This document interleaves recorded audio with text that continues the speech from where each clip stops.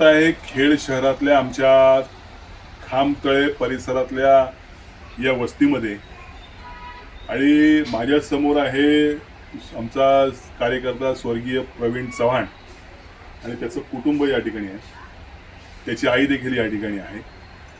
आणि आत्ताच्या ह्या ठिकाणापासून LTD इंग्लिश मीडियम स्कूल एक 100 मीटर अंतरावर देखील नाही आहे, 100 मीटर देखील अंतर जास्त आहे, एवढ्या कमी अंतरावरती आहे.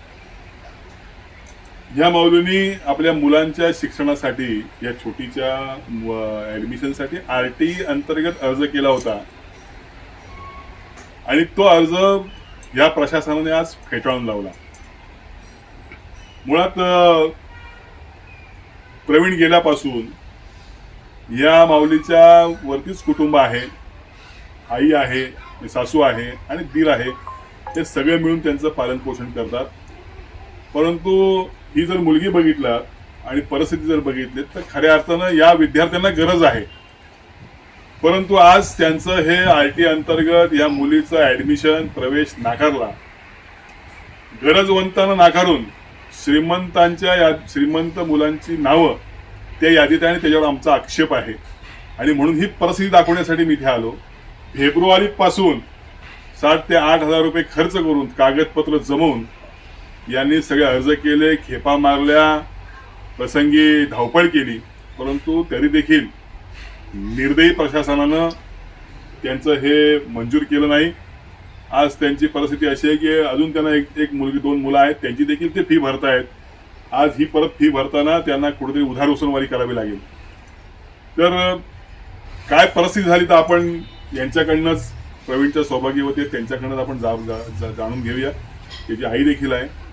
तर मी ताईने विनंती करतो की आपण आपली जी व्यथा आहे ती या ठिकाणी मांडा. मी फेब्रुवारीपासून भरपूर काही प्रयत्न केले, पण त्यात काही मला यश मिळालं नाही. आणि त्यासाठी मी आता मुलीचं शिक्षण बंद करावं की काय असं मला काही सुचत नाही. पण आता सरकारने काही लक्ष दिलेलं नाही आहे. ह्याच्यापुढं काय करावं?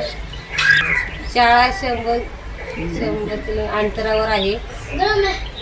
ह्याच्यापुढं काय शिक्षण करता येणार नाही. सरकारने मला न्याय द्यावा हीच विनंती आहे. गेल्यापासून ना घरामध्ये पण एवढी चाललंय परिस्थिती चालत असताना पण त्याच्या मुलाचं शिक्षणाचं त्याचं पण बघायला पाहिजे ना. त्याची पण इच्छा होती त्याची मुलं चांगल्या शाळेत टाकावं, हे करावं, त्याची इच्छा काय अधुरी राहिली.